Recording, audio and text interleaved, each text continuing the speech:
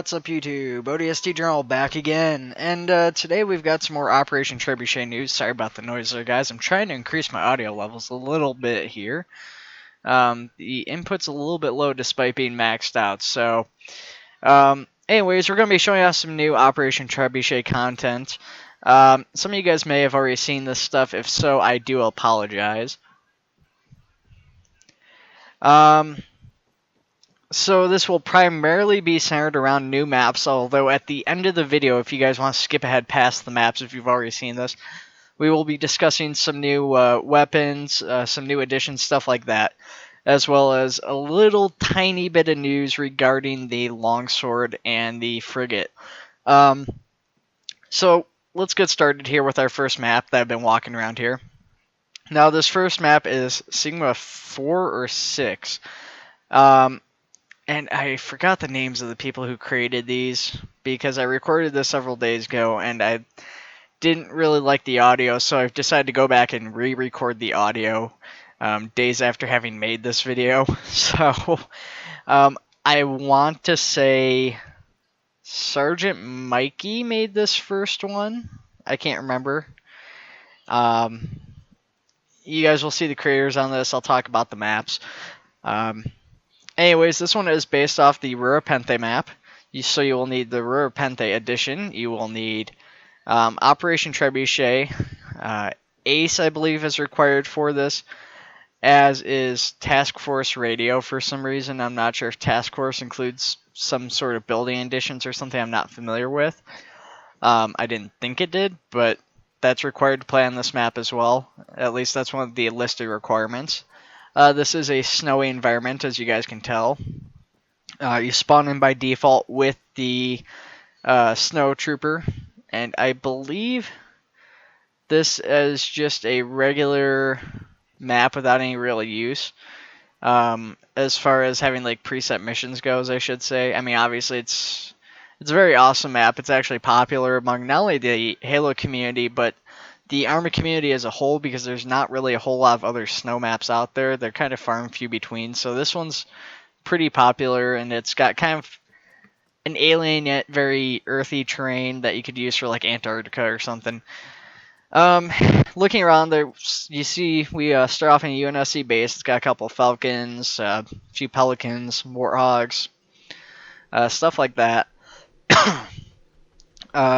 You also see a orbital elevator going up from the base, surrounded by a couple of skyscrapers and some domes and stuff surrounding the base. Now, to be honest with you guys, I think most map makers are overusing these orbital elevators. I get that it's one of only a few props we have access to at this moment, but you know, if you read the Halo lore, orbital elevators were actually pretty rare. You know, there was, you know, a lot of planets didn't even have orbital elevators, you know, and some only had, you know, one or two, and that was throughout the whole planet. And some of these maps you're seeing like one in like, you know, every city that people are making. You know, and we'll see that in the Optray official map too, I'm sure, but you know, that's to be expected given that is their actual own tool. We're going to be flying southward here. I didn't realize how big of a map this was going to be. The preview picture is actually just centered around a single little area of this map. So I was pretty shocked by just how big this was. So as you guys can see, there's a lot of mountainous terrain, but it's also a lot of big open terrain too. So this is kind of a combination of open vehicle combat that you could have, as well as you know, infantry combat in these closer quarters sections. I think there's 3 or 4 primary points of interest on the map. There's 3 that I explored, and I noticed there's some other markers on the map that I can't quite read from here. Not having this maximized, I want to try and maximize it in Movie Maker, although the quality is really poor when I do this. So this first area is a weather relay station or something like that. You guys can see there's a radar dome. It's built into the mountainside. There's been some rocks added. The rocks don't quite fit in with the mountainside itself, but it's a better alternative to just placing foundation everywhere for the building.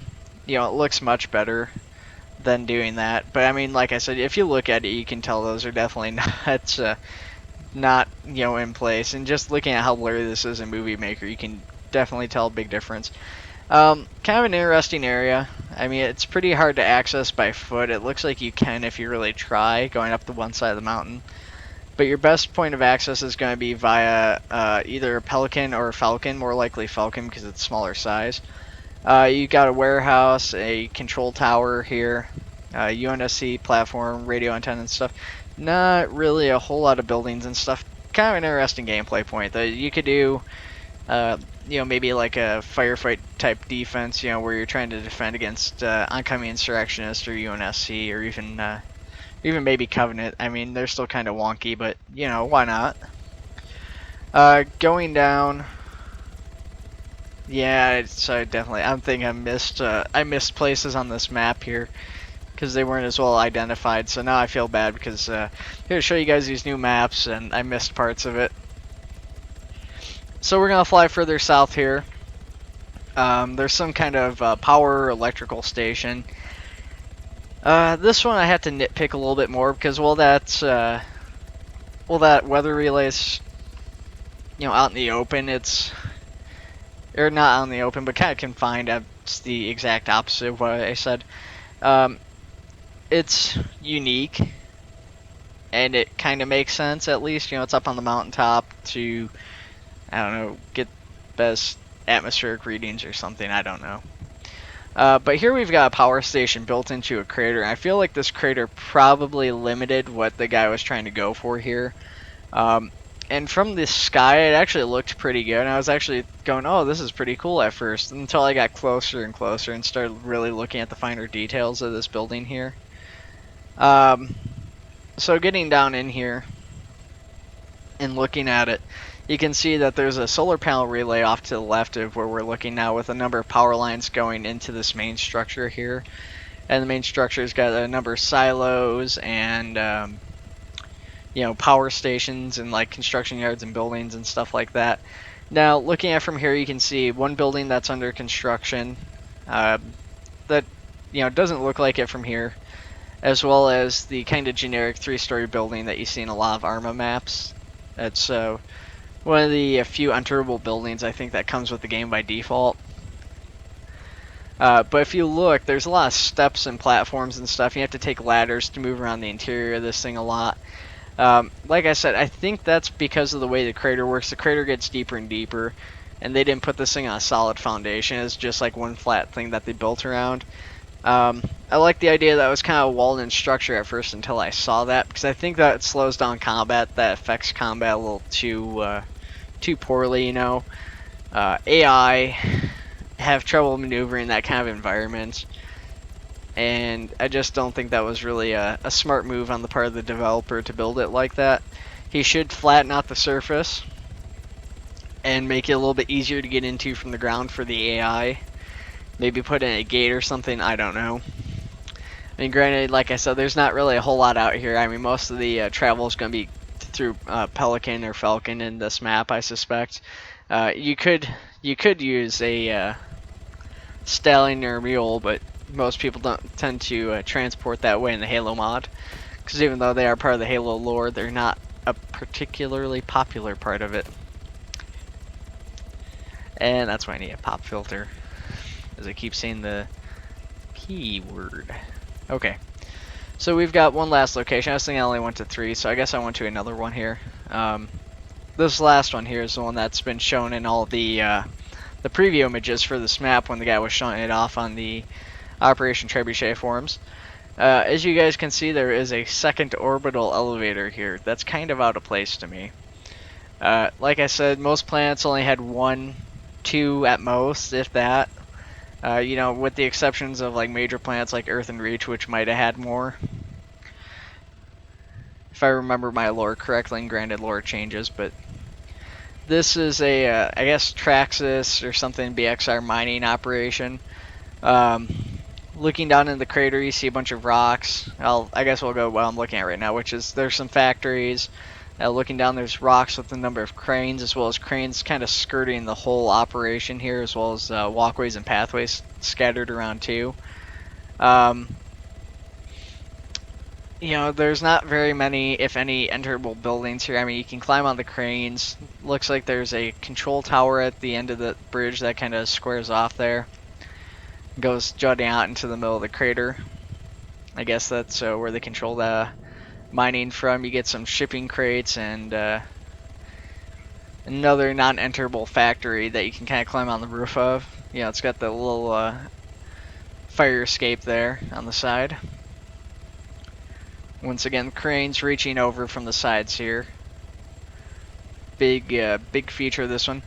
You know, unfortunately, like when I first saw this map, I was a lot more excited about it. I guess just because it was something different.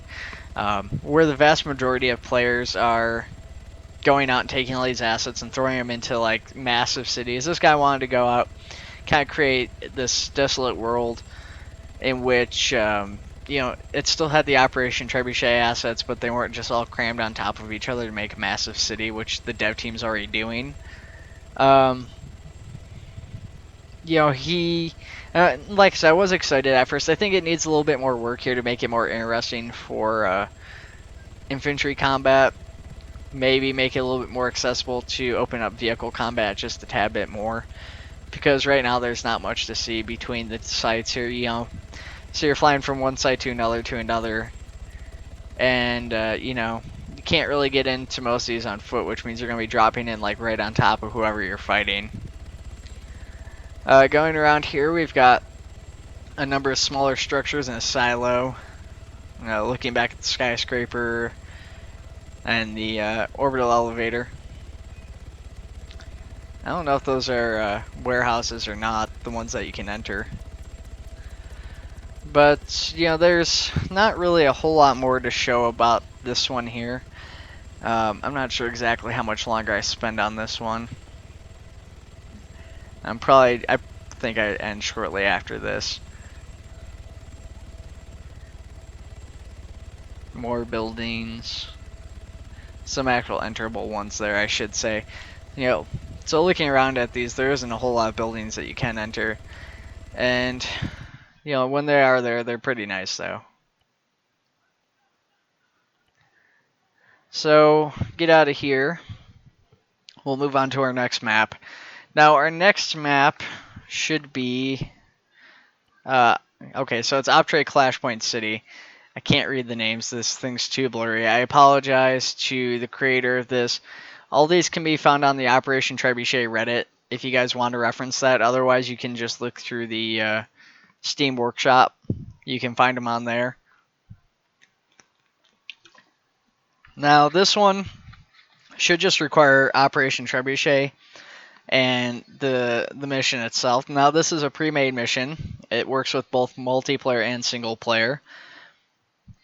Essentially what this does is, I've never played Clashpoint myself, but this is based off regular Clashpoint, which the mission scales up depending on how many people you have playing. Because I am playing single player, there's going to be fewer AI and stuff in here. Unlike regular Clashpoint where it'll take place at different locations, this takes place at a single location out in the desert flats. So far, the most popular location for cities. Somebody is working on a city on another map. I'm assuming it's part of the All in Arma pack, but I'm not sure. He's building on top of a pre-existing city of some kind, so we'll have to wait and see. Spawning in, you're spawn under some netting. In the shade, you've got a number of skyscrapers around, a walkway that doesn't really seem to serve any purpose. I feel like I'm being so negative right now, but I'm pointing out how I see it. There's a crashed pelican. Pretty cool. You know, it definitely gives the vibe of a Halo City, even though it is kind of questionable on further inspection. I mean, why they would be setting up that close to a downed pelican, and why the pelican would be on fire and this and that. I mean, I could nitpick and nitpick. This one's nice because, like, unlike the other one where it's you had to set up a mission and you have to do all this work to get it like ready for play, this one you just basically hop in and it's good to go and you can do stuff. Now, it is the same mission each and every time, at least when you're playing by yourself. There's another orbital elevator. Looking around, there's definitely a lot more green, more parks and stuff. They do feel out of place in this desert environment, but keep in mind the reason people are choosing the desert That's because it's the closest thing to actual pavement in the Halo games that they can get. Um, without building over another city and having like grass and stuff cutting through everything. As we get into the center here, you can see they use a combination of both Optray and actual regular Arma buildings to a lot better effect. It's a lot more subtle and hard to notice. More vehicles, overturned cars, stuff like that, debris, everything in here in the center. Um, since this is basically one team versus another, all this stuff is to serve as covering kind of the center of the map where the two teams are most likely to combat, allowing players to move up and kind of get around. You'll also notice that the city is kind of built into lanes towards each side so that players can kind of push back and forth on each other. Swinging around to the right of the map, you'll notice that this kind of extends throughout the whole thing where in the center there's just a lot of cover. The cars and stuff, my only qualm with the regular cars, it's not so bad because the regular civilian cars in Arma do look kind of futuristic. But like the Humvees and stuff, those look out of place. Going up here to this vehicle, you'll see that it cannot be entered, but you can use it as cargo. So you're able to go in here and get first aid kits out. Number of streetlights. Not much to say about this. I mean, going down further, more and more debris. Try and find an example. Okay, so here it's actually right here. And, like I said, they've done a really good job at combining regular Arma buildings here with Operation Trebuchet ones, and this is a perfect example because walking up to this building, knowing, having seen this before, that this was an Arma 3 building, I couldn't distinguish it from the Optray buildings at first glance. Now, all he's done is just kind of merge the buildings together, build them right on top of each other. You can't walk into that part, and you can see there looking at it closer that the building kind of cuts into the glass and stuff, and it does look a tad bit out of place. But I mean, as far as the job he did, he actually did quite a good job on that. And that extends to the rest of his map too. He did a really, really good job of just kind of combining these buildings with little tiny subtle things here, just here and there to kind of extend the map out, make it a little bit more interesting for you to be able to get in these buildings and duke it out with other people. Looking around, no enemies are around because there's enemy combatants while I'm trying to show this off, so bear that in mind. I'm being somewhat careful because of that. Looking to the end here, we've got a not so subtle blockade on the exit tunnels. The exit tunnels, another popular piece required on any city, I guess. Looking down there, though, not much going on. We've got overturned Warthog and Fiery Falcon and all this other stuff. Going out to the map, you'll see that the infantry are kind of scattered around, but it's all pretty much centered. There's kind of a trail of guys going back towards the camp, and we're pushing here, I guess, to the center. The enemy's kind of over on this side here a little ways. We should actually see some enemies shooting soon. I think they even shoot at me soon. I have the volume muted, so if they're shooting at me now, I don't know. I think that's when they start shooting me, is right around this part here. Unfortunately, because they are over there in between me and the other side, I can't get over there to investigate too much further. But, looking at the map from here, from what we can see, it's pretty obvious that the map is pretty much designed with being symmetrical. Yeah, I got myself killed there. The map's being, designed with symmetrical and having, player against AI combat set up or player against player combat set up, with the mission scaling to compensate for that as needed. So we're gonna back out here. We're gonna go to, like I said, I can't read any of this. This is all blurry the way this shows up in Movie Maker, so this is impossible for me to read. I'm trying to remember the name of this map too, and I feel so awful for forgetting the name because it was something kind of goofy here. Let me look this up while this is loading here, because I had to look this up to remember the name. It starts with a C. I think it's like Calabasas or something.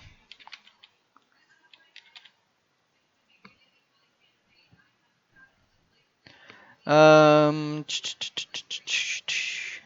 down here a little bit further, there's been a decent number of things here.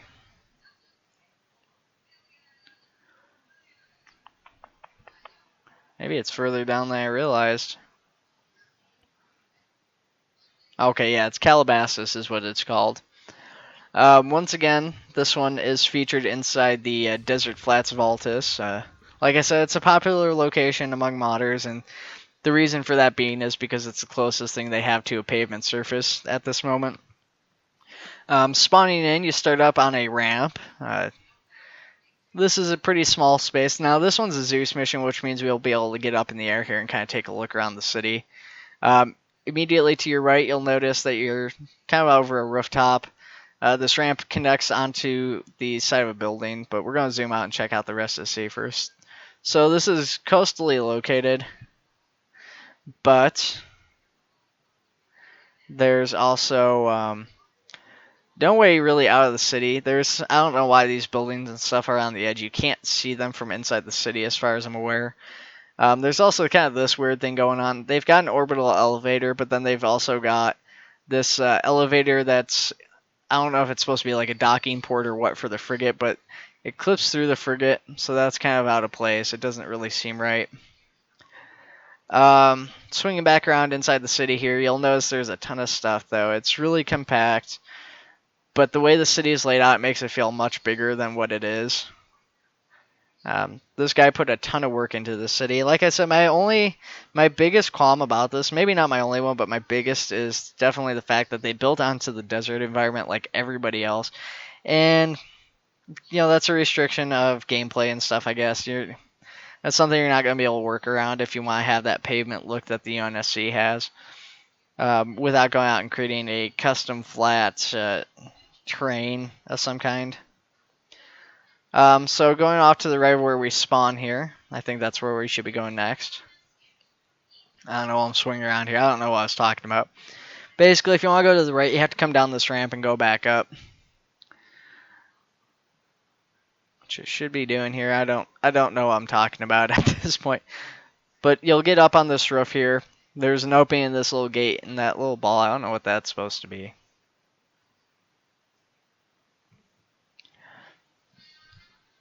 But getting in here, you kind of get into a bit of an unusual area. It's supposed to be slums, I guess.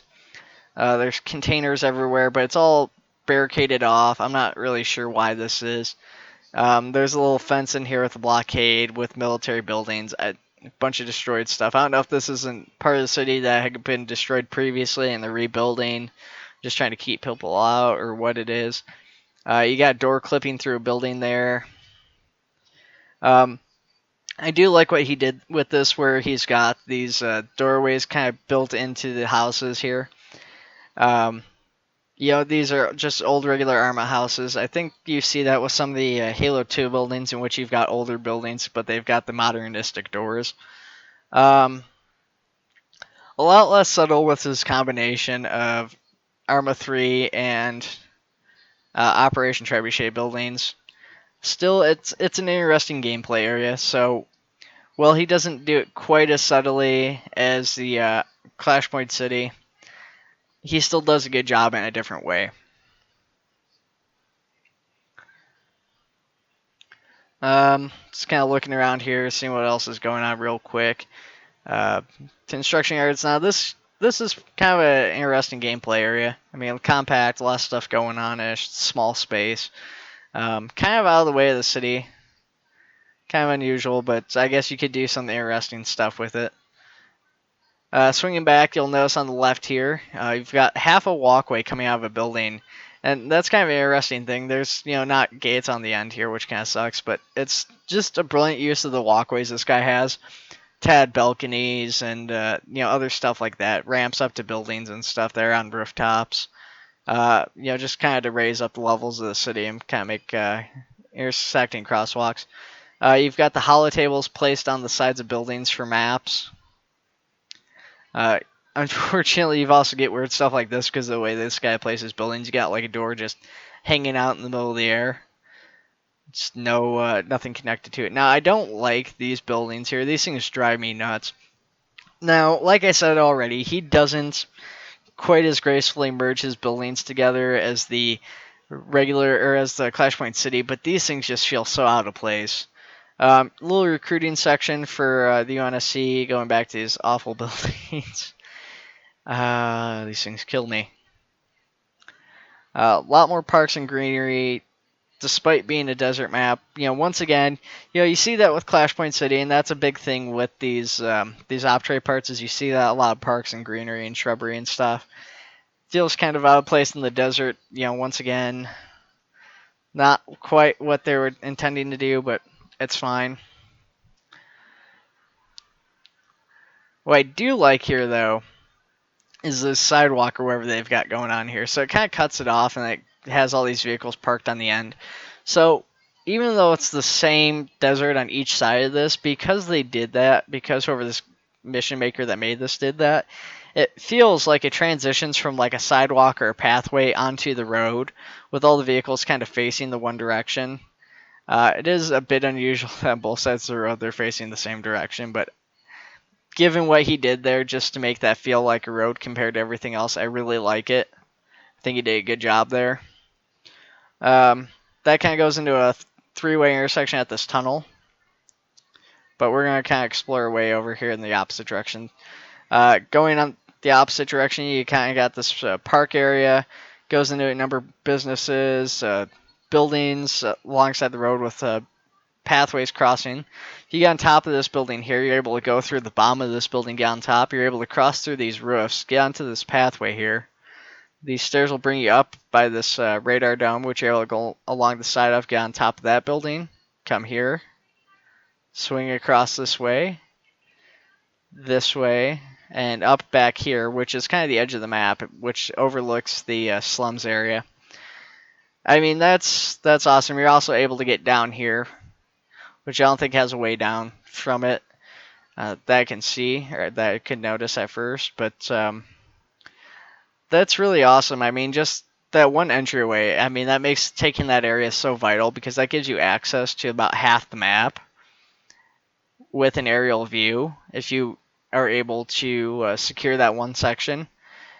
But I always imagine, and this is why I'm so excited about Optrays, because I've always imagined playing as like a UNSC sniper, just some random Marine or ODST, and you got a squad of Marines who are pinned down, or they're trying to take out a Covenant convoy, and they're getting attacked by hunters, these massive armored hunters.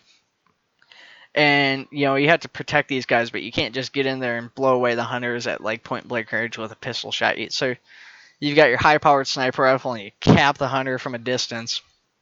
Getting back to the map, though, a little bit more about this roadway here. You can kind of see it set up as a highway. Most popular design for these Optray maps, given the current assets available to developers. Not a lot of normal roadways available. Kind of back in that business center. One of the three ways on the roads goes there, ends pretty abruptly, and then ends in that kind of dead-end area, in which there's a number of businesses and shrubbery. I just noticed that stairway off the side of this. I didn't notice that my first time looking around. I was going pretty quick on this one here, I think, trying to blow through it because I had to go to work.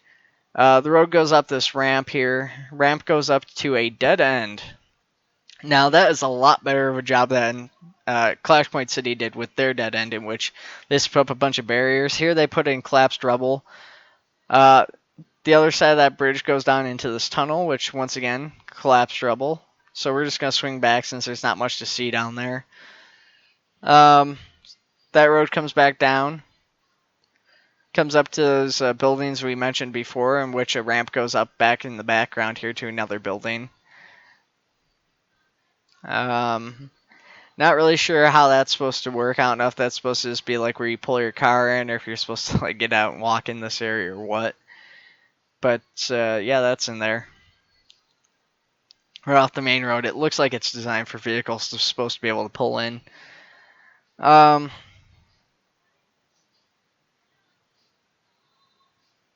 up the ramp. Another walkway is extending across the road here. Going into the doors on the buildings. Not much to see. You won't be able to get in here. The details of it are nice, though. It is really well combined with the rest of the city. I kind of got a park there in the middle. Kind of skipped over when I was checking out the highway. So we're coming up near the end of this. I don't know quite what else I showed.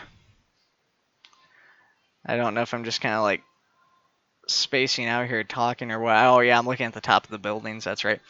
So you'll notice on top of these buildings, there's been a number of trees and stuff planted. Domes placed on some of the buildings. Actually, a lot of the buildings have domes. What is there to say about that? I mean, this is an area you're not really going to be exploring in general.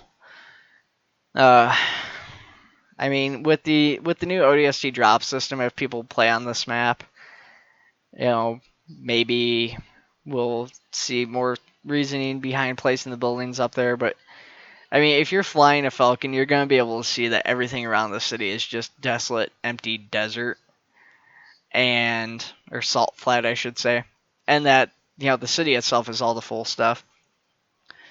So let's go ahead. Let's start getting ready to talk about the weapons and stuff here.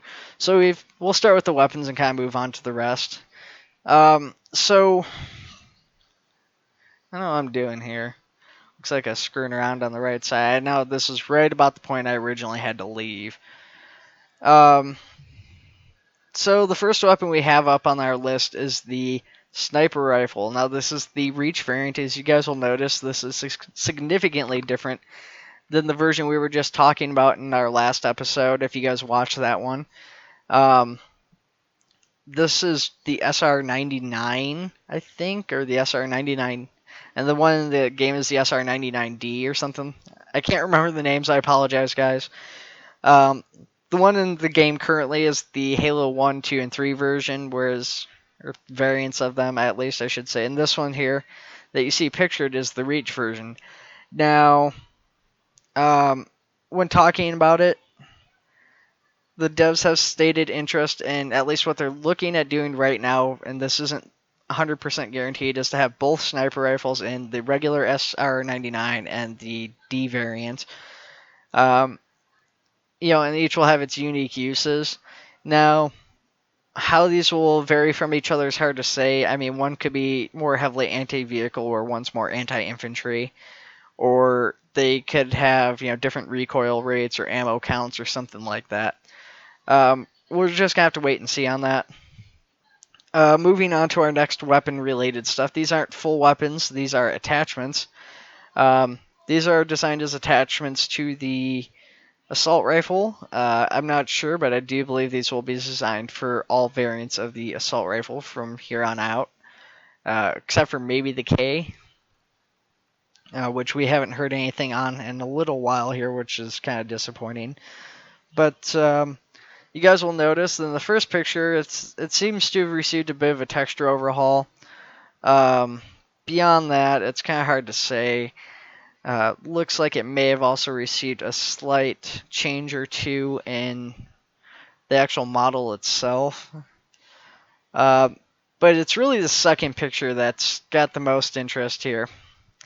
Looking at this picture, you guys can tell there's now a attachment area that's available on this variant, but that this itself has been designed as an attachment. So you are able to attach this variant to your assault rifle and then attach a second attachment to that, such as a scope or something. I'm not sure how that will work out exactly with the weapon. However, you will be losing something when getting this. I've talked about that before, but I'll talk about it again just because we've got this up here. You will be losing the built-in scope with the assault rifle when this comes out. At least that was the last word from the dev team. Because that was always meant to just kind of be a placeholder until they could develop something like this.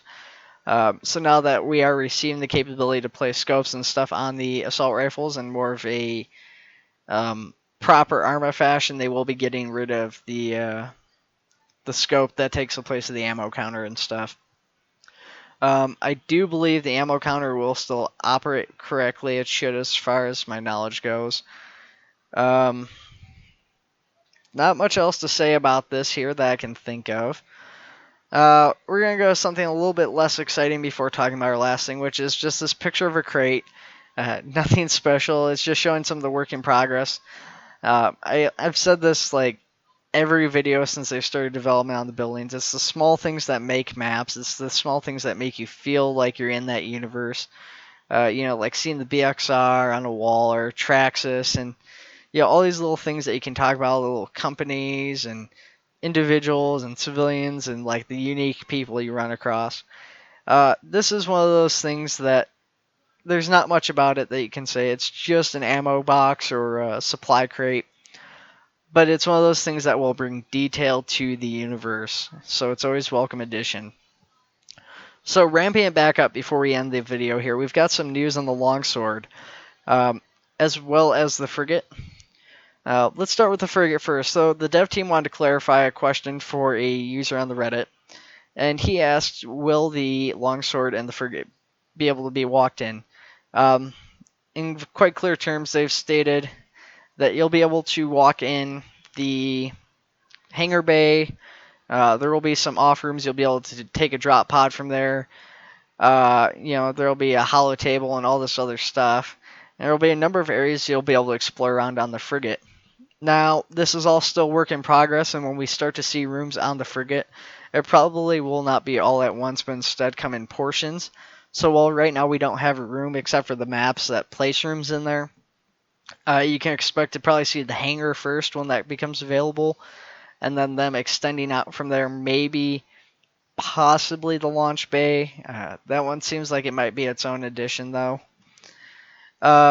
Talking about the longsword, though, switching gears here, the picture that I had up on the screen while talking about the frigate is not actually an Operation Trebuchet asset, but the reason I feature it is because it's made by 8800, and he actually works on the Halo Homefront for Sins of a Solar Empire. It's another Halo mod for an RTS game, and this is their longsword model. Now, he didn't clarify why he posted this picture, but it was almost a suggestion that they might switch this model if need be. Right now, the current developer of the longsword is Zephyr Souza, who's also working on the Scorpion tank. And like I say, he seems to have kind of switched gears from working on the longsword to the Scorpion. A lot more people have been pushing for that Scorpion tank than the longsword.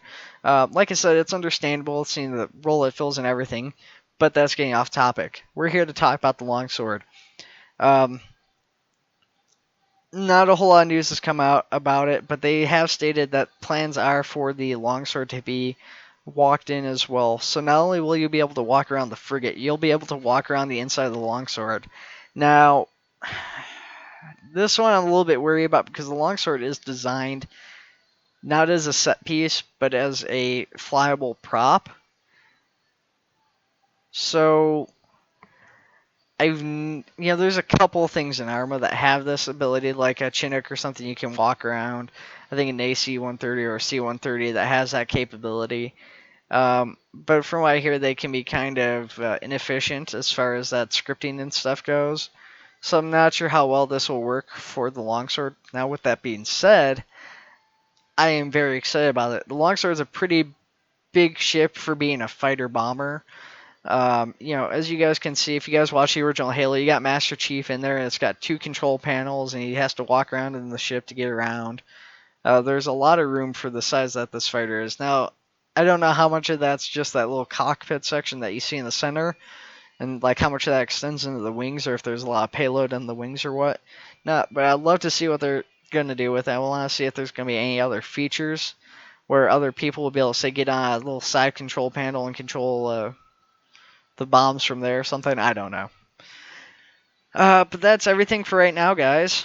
So I will talk to y'all later here. We're going on about 40 minutes. So I got about 8 extra minutes I got to cover these pictures for.